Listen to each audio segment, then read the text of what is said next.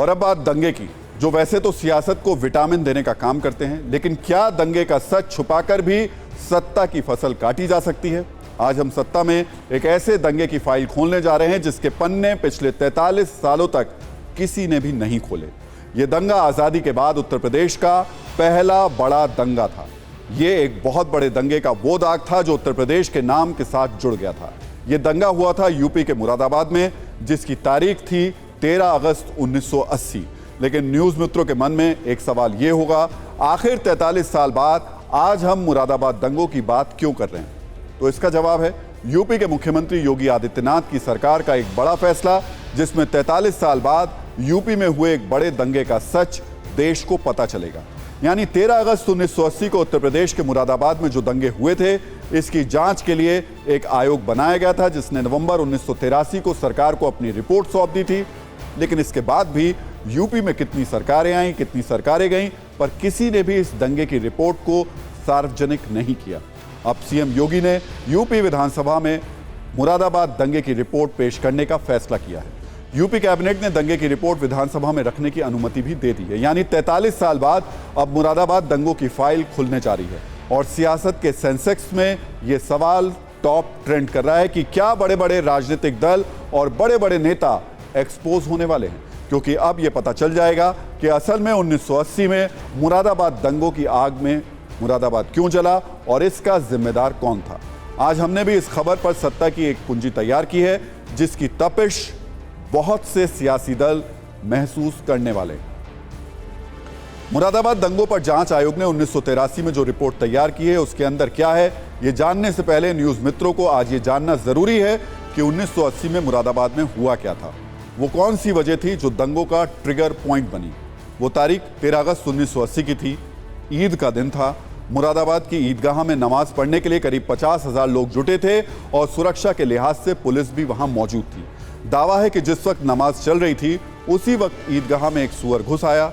ईदगाह में मौजूद लोगों ने पुलिस के जवानों से सुअर को भगाने के लिए कहा, लेकिन पुलिस ने यह कहते हुए इनकार कर दिया कि उनका काम जानवर भगाना नहीं है।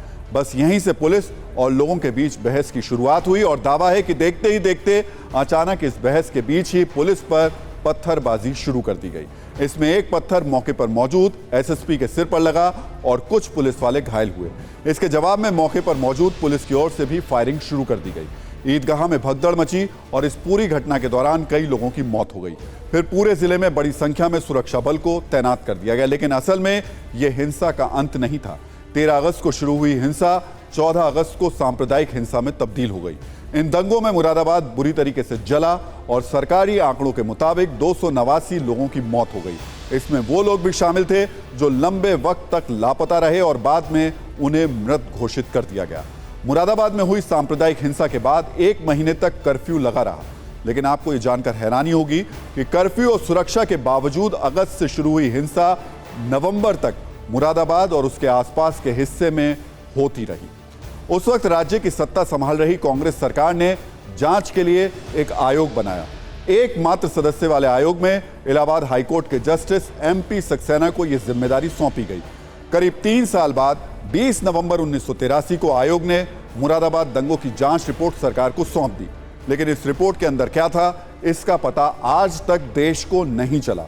पर अब योगी सरकार ने मुरादाबाद की दंगा फाइल खोलने का फैसला किया। जिस दंगे की रिपोर्ट योगी सरकार यूपी विधानसभा में खोलने वाली है, उसकी बड़ी बातें क्या हैं, इसकी डिटेल TV9 भारतवर्ष के पास भी मौजूद है, जो हम आपको बस चंद सेकंड बाद बताने वाले हैं। लेकिन उससे पहले आप ये जान लीजिए कि जिस वक्त मुरादाबाद में दंगे हुए, उस वक्त यूपी से लेकर दिल्ली तक राजनीतिक सेटअप क्या था। अगस्त 1980 में मुरादाबाद में दंगे हुए, उससे 3 महीने पहले मई में यूपी विधानसभा चुनाव में कांग्रेस को राज्य की सत्ता मिली थी। तब केंद्र में भी कांग्रेस की ही सरकार थी, यानी उस वक्त केंद्र और राज्य दोनों जगह कांग्रेस की सत्ता थी। 1980 में यूपी चुनाव में जीत के बाद कांग्रेस ने विश्वनाथ प्रताप सिंह को उत्तर प्रदेश का मुख्यमंत्री बनाया था, जबकि तब इंदिरा गांधी देश की प्रधानमंत्री थी। 13 अगस्त को मुरादाबाद दंगों के बाद 15 अगस्त को तत्कालीन प्रधानमंत्री ने लाल किले से जो भाषण दिया, उसमें भी उन्होंने दंगों का जिक्र किया था। हमने न्यूज मित्रों के लिए इंदिरा गांधी के उस भाषण का एक छोटा सा हिस्सा निकाला है, वो सुनिए। ने मेरा दिल दुख से भरा है। ये आकाशवाणी जो घटना संग्रहालय की रिकॉर्डिंग है। यहाँ से बहुत दूर नहीं, मुरादाबाद में हुई है, उसने हमारे देश को चोट लगाई है। ये आकाशवाणी ध्वनि संग्रहालय की हमारे सहानुभूति उन सब परिवारों के संग है जिनके लोग मरे हैं या चोट लगी है या किसी प्रकार की हानि हुई है। और यही कह सकती हूँ कि जिसने भी शरारत की या दोषी है, चाहे सरकारी हो चाहे गैर सरकारी हो, उसको सख्त से सख्त सजा मिलेगी। मैं आप सबसे अनुरोध करती हूँ कि ये जो सांप्रदायिकता की भावना, जातिवाद की भावना या बदले की भावना, इसको हम फैलने नहीं। आकाशवाणी ध्वनि और अब हम मुरादाबाद दंगों से जुड़ी वो बात बताने जा रहे हैं जिसे सिर्फ आपको नहीं बल्कि उन लोगों को भी सुनने की जरूरत है जिन्होंने इन दंगों के जरिए यूपी से लेकर पूरे देश तक अलग नैरेटिव सेट करने की कोशिश की। पुलिस को दंगों के लिए असली जिम्मेदार बताया, लेकिन आयोग की रिपोर्ट में जो लिखा है उसे सुनकर कुछ लोगों को थोड़ी तकलीफ जरूर हो सकती है। सूत्रों के मुताबिक सक्सेना आयोग की रिपोर्ट में बताया गया है कि दंगों में ज्यादातर मौत पुलिस फायरिंग की वजह से नहीं बल्कि भगदड़ में हुई। आयोग ने अपनी रिपोर्ट में पीएसी और जिला प्रशासन को भी क्लीन चिट दी है। सूत्रों के मुताबिक रिपोर्ट में यह भी बताया गया कि मुरादाबाद दंगों में उस वक्त मुस्लिम लीग के प्रदेश अध्यक्ष रहे डॉक्टर शमीम अहमद खान की मुख्य भूमिका थी। डॉक्टर शमीम अहमद के समर्थकों और 2 मुस्लिम नेताओं को भी रिपोर्ट में दोषी बताया गया। सूत्रों के मुताबिक सक्सेना आयोग ने यह भी साफ किया कि मुरादाबाद में हिंसा भड़काने में बीजेपी और आरएसएस की कोई भूमिका नहीं थी और ना ही किसी हिंदू संगठन के शामिल होने के प्रमाण मिले हैं।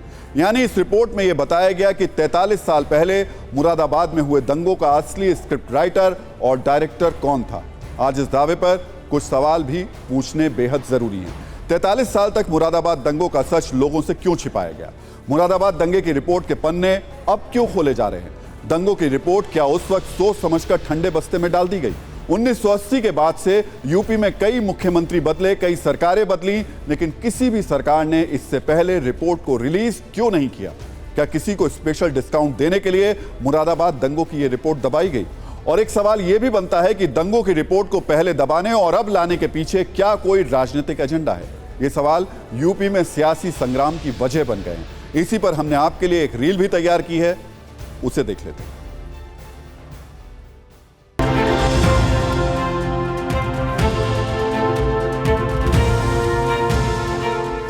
समाजवादी पार्टी की सरकारें रही हैं, आपकी उसमें कांग्रेस की भी बनी थी सरकार और उसके साथ साथ बीएसपी की भी थी। तो इन लोगों को जवाब देना पड़ेगा कि क्यों नहीं रखा गया है, क्या कारण था? क्या ये आपका तुष्टीकरण वाला कारण था? क्या आप तुष्टीकरण के कारण ये सब नहीं रखेंगे? अब इसे स्टेबलाइज करने से क्या फायदा है? समझिए, सिवाय इस बात के कि बीजेपी सन 24 की वजह से और नफरत बढ़ाने के लिए ये सारे कार्रवाई कर रही है।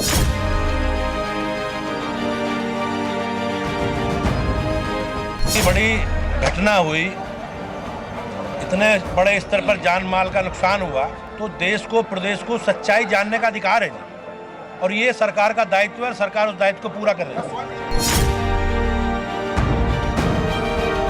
तो उस वक्त ये दर्द भरी दास्तानें थी। मैं तो ये चाहता हूँ कि सही रिपोर्ट आए, किसी को बिला वजह ना फंसाया जाए उसके अंदर। और अब तो 43 साल हो गए, अब मैं क्या डिमांड करूँ कि साहब उन लोगों को सजा मिले जिन लोगों को गोली चलाई थी? एक भी पीएसी के या पुलिस के आदमी के ऊपर कोई एक्शन नहीं हुआ।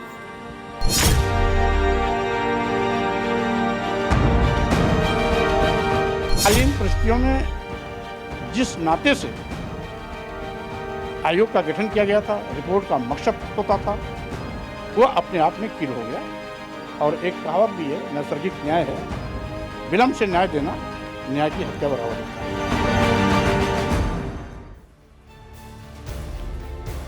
तो अब योगी सरकार के फैसले के बाद 1980 में मुरादाबाद दंगों की आग में जलने वाले लोगों को एक बड़ी उम्मीद नजर आ रही है। टीवी 9 भारतवर्ष की टीम ठीक उसी जगह पर पहुंची जहां से 1980 में दंगों की शुरुआत हुई। उन लोगों से बात की। 1983 में जिस ईदगाह के अंदर मैं मौजूद हूं, यहां पर जो दंगा हुआ था उसके पीछे कारण क्या था, दंगा भड़काने वाले लोग कौन थे, दंगा कैसे भड़का, कितने लोग मारे गए, दंगे से पीड़ित लोगों की आज की स्थिति क्या है, उन तमाम चीजों को सार्वजनिक करने का फैसला क्या है। असल में कोई आया ये बताने के लिए कैसे दंगे आए? तो साहब बहुत लोग थे, हमारे वहाँ इंदिरा गांधी भी आई थी और उस वक्त वीपी सिंह मुख्यमंत्री थे, वो भी आए थे, ज्ञानी जेल सिंह भी आए थे और बहुत लोग आया करते थे। अब बताइए, इंदिरा गांधी जाए जिस कांड में आई हो तो फिर हम उससे कुछ, हम तो उस वक्त बहुत छोटे थे, लेकिन अब तो हमारे लिए बहुत अच्छी बात है। अगर योगी जी की सरकार में अगर ऐसा हो जाए तो फिर आप जांच करने के बाद आयोग ने अपनी रिपोर्ट 1983 में सबमिट कर दी। आज तक वो रिपोर्ट सार्वजनिक नहीं हुई कि दंगा हुआ क्यों, दंगा किसने किया, भड़काया किसने, पुलिस की भूमिका क्या थी, सरकार की भूमिका क्या थी। अब उस रिपोर्ट को उत्तर प्रदेश की योगी सरकार सार्वजनिक करने जा रही है। आपको लगता है ये अच्छा फैसला है, बड़ा फैसला है, ऐसा होना चाहिए और सच सामने आना चाहिए? सच तो यही है साहब, वहाँ कोई जानवर नहीं था।